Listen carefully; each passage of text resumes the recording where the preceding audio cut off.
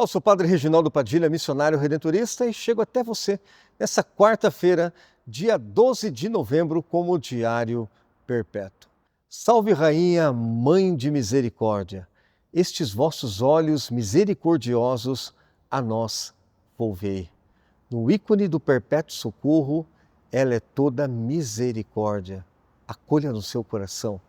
Hoje, quarta-feira, dia de novena em louvor a Nossa Senhora do Perpétuo Socorro, das 6 da manhã até as 23 horas, de hora em hora, e você é o nosso convidado especial. Você que mora em outro estado, outra cidade, até mesmo outro país, reze conosco pelas redes sociais aqui do Santuário Estadual.